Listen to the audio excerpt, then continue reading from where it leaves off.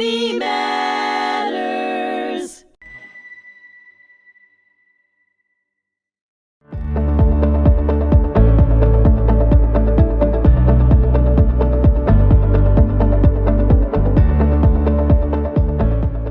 Hello, and welcome to Raised by Survivors. I'm your host, Bernie Furshpan, here on HMTV at the Holocaust Memorial and Tolerance Center.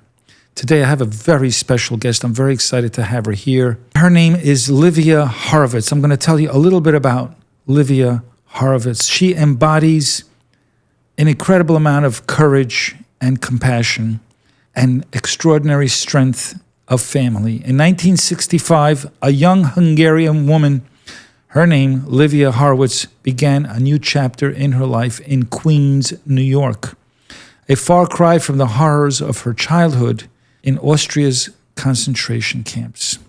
Livia, thank you so much. You're welcome. For joining me today. It's such a pleasure to have you here. How are you feeling today? All right. Old, but all right.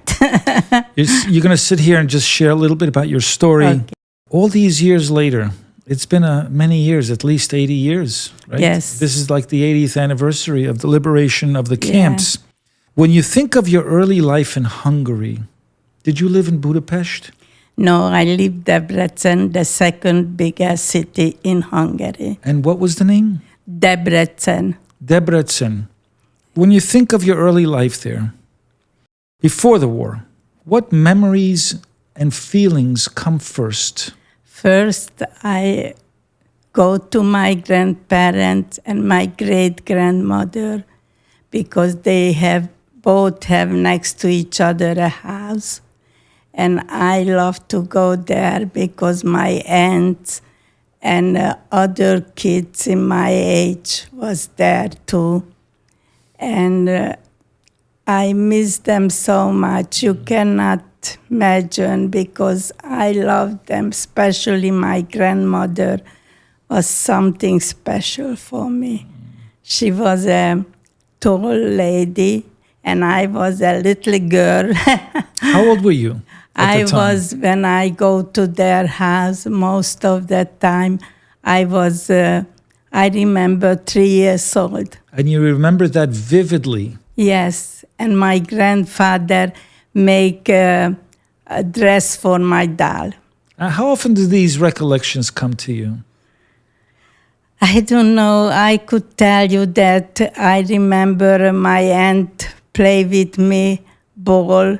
I have a red ball with white polka dots, and I remember like today. Wow. So those are good, warm feelings, right? Yes, memory. And my father was so good.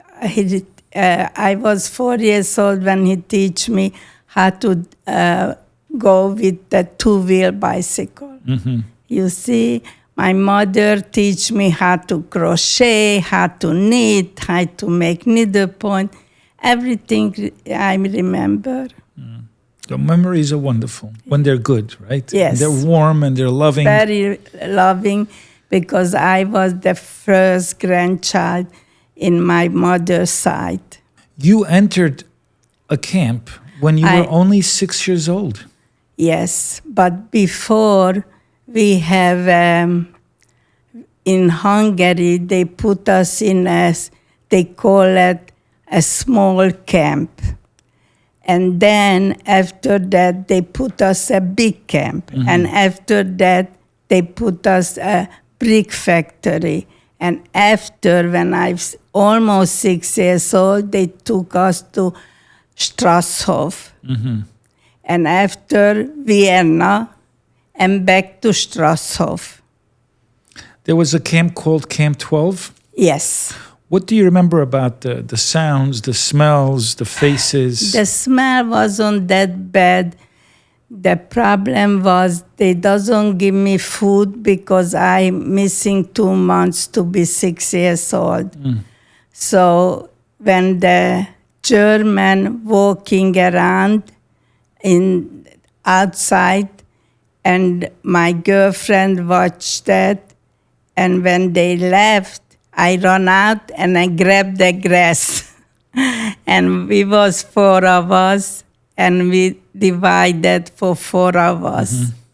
But my girlfriend, one of my girlfriend died in my hand because the grass wasn't enough for her. Oh, that's awful. And then my girlfriend brother, he died too because he wasn't enough for a boy. That little grass, what I could grab. You were so young. Yes. What did you think? What went on in your mind about why you were a victim of this atrocity, you and your family and your friends? Did you understand this concept of Because racism I and was hatred? Jewish. I know that that's why I have to suffer, because they doesn't want Jewish people. They want to kill them, all of them. I remember when they played the German ball with the 1 year old, 2 years old kids, and they play ball to throwing each other, and the child fall down, and I want to pick it up, and they said, you can't pick her up or him, the pen.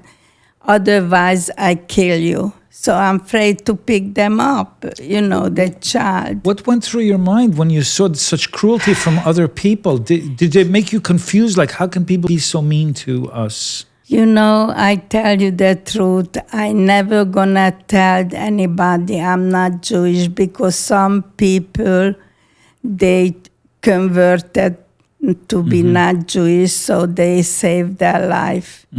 But my parents... You were not afraid to be Jewish. No, you're not afraid to I'm be not. Jewish. You're proud of being Jewish. You're proud of the Yes. culture. And I'm not very religious, but I keep my big holidays. And my mother was always kosher in the house. We was kosher. And I said to myself, I have to die, I will die, but I'm not changing my religious. Not everybody felt that way, but many No. did.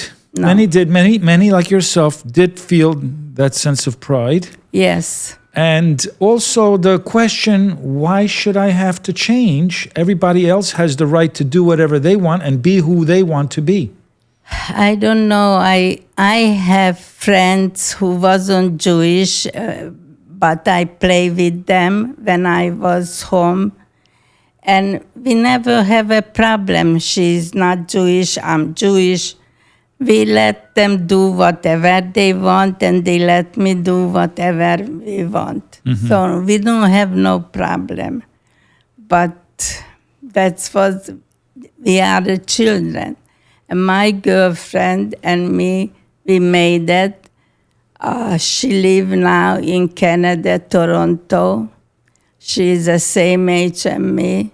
And I usually used to see her every day when we in Hungary, because we live very close to each other. And we went to school together. So... Have you seen her recently? Yes, because she don't feel good. And I went over there, and she's 87 pounds. And do you talk about your experiences with Yes, she said, you know everything. And she said, you remember her? everything. And she doesn't And remember she everything? don't- No. Not everybody wants to remember it. Sometimes people block I it don't out. want to remember, but I remember. You have a sharp memory, Yeah. and I'm sure it haunts you sometimes, right? Yes, sometimes I wish I don't remember. Right. So let me ask you, your parents made it out? Made it out, my mother and father, and I see them only after 2.5 years. I don't see them before. They see me because they working, and they left the camp about 6 o'clock in the morning, and they come home 10 and 11. Wow. So I don't see them.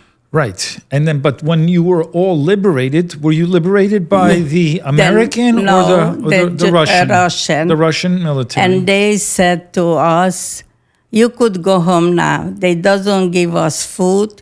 They doesn't say how to go home. Very nonchalant. Just okay, you can go now. Go now. That's it. Yes, that's it.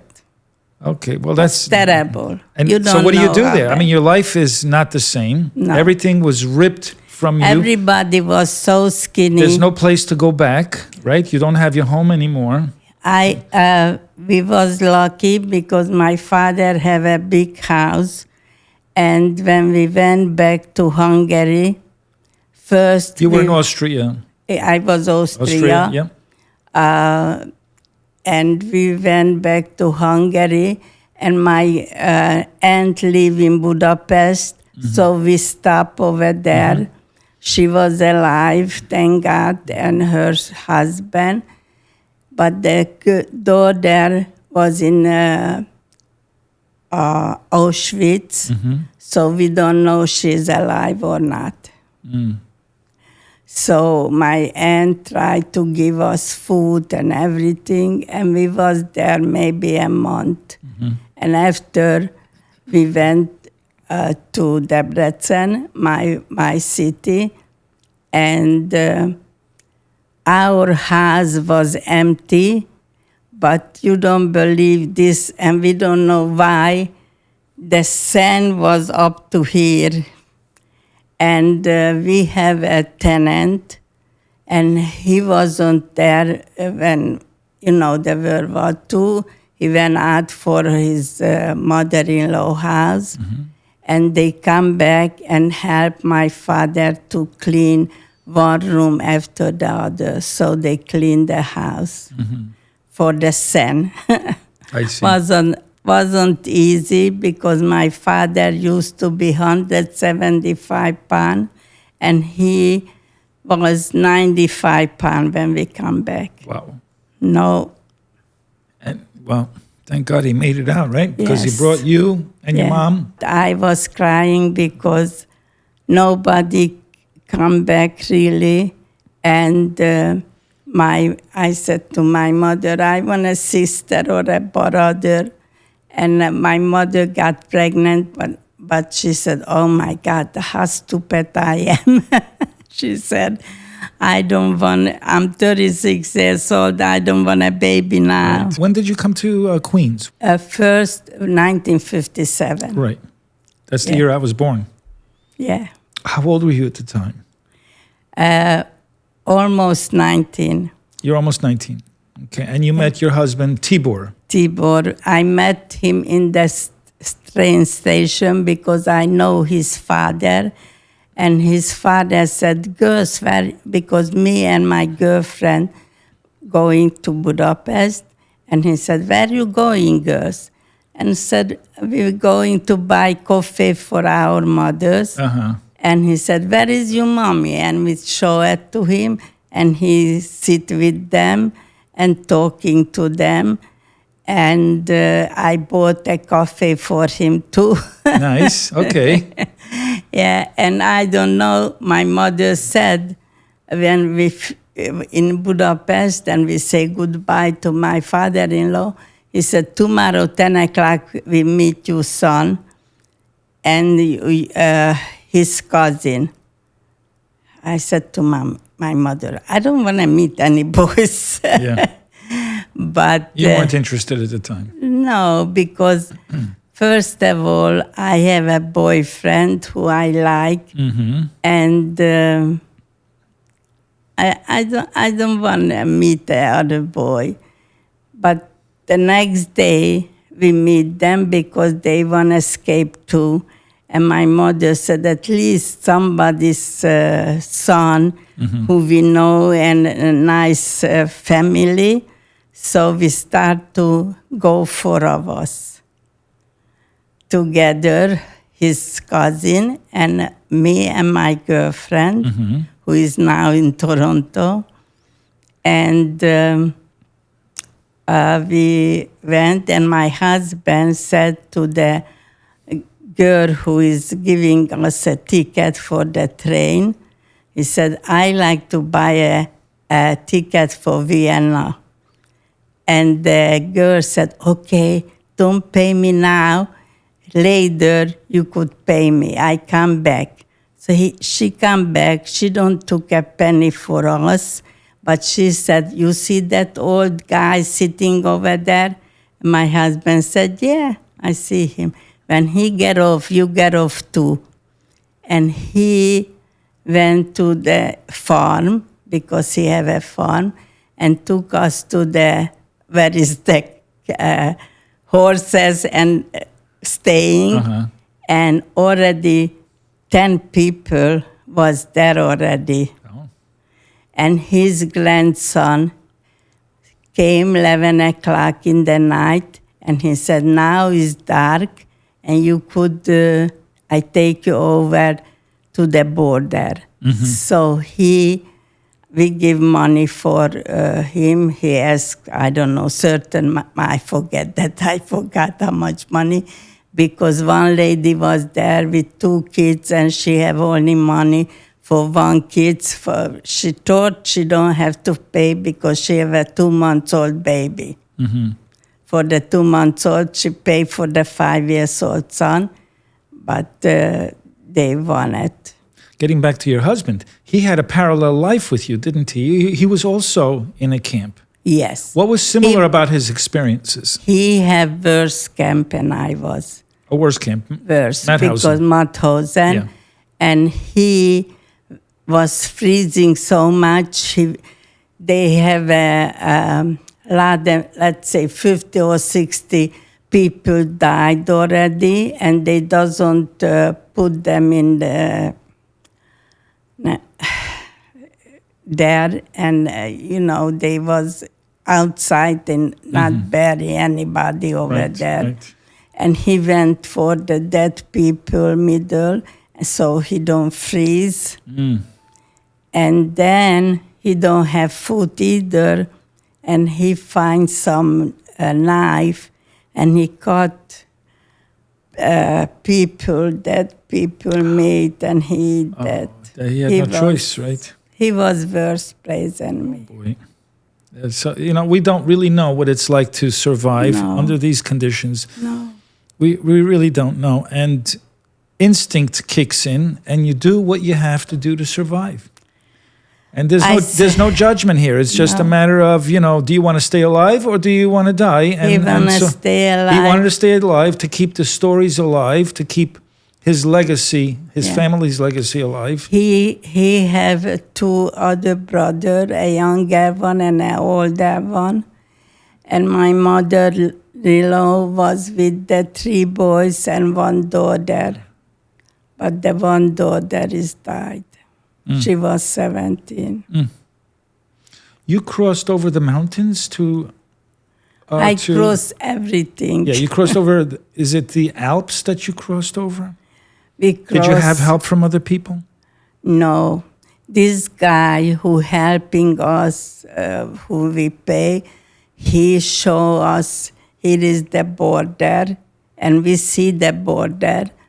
And he said, go straight, you see the light over there, that's Austria. Because he don't come over to Austria. But what happened, we maybe go for a half an hour, and the dust come down, and we don't see nothing. Nothing, absolutely nothing. And we was afraid we will go back to Hungary because the border going, not straight, going up and down, But I want to tell you something. I tried to go 2 times before with my parents, and one time the Russian soldier catch us, one time the Hungarian soldier. And the Hungarian soldiers catch us, they let me, we could go. But when the Russian soldiers catch us, they want to take us to Siberia. So what happened, we was in Budapest, and we have a red book, and without the red book, you cannot go even a block out from the street. So people who was around us, because we was about 10 bus people, and we tried to throw the red book, and they tried to throw us their red book. So they will see that is so much mishmash, and they said, okay, we're not taking you Siberia, but everybody get back the red book. Take almost 2 days, they finally get back their own book. And so after that, I tried with my husband, and in the border, my husband said, would you marry me? Wow. And I said to I don't say nothing. My girlfriend said, she will marry you. She will marry you. She was your advocate. Yeah. And so the two of you did get married, right? And you ended up in Queens, and you raised a young girl, No. Debbie? I how it went. read in the first, I was a few months in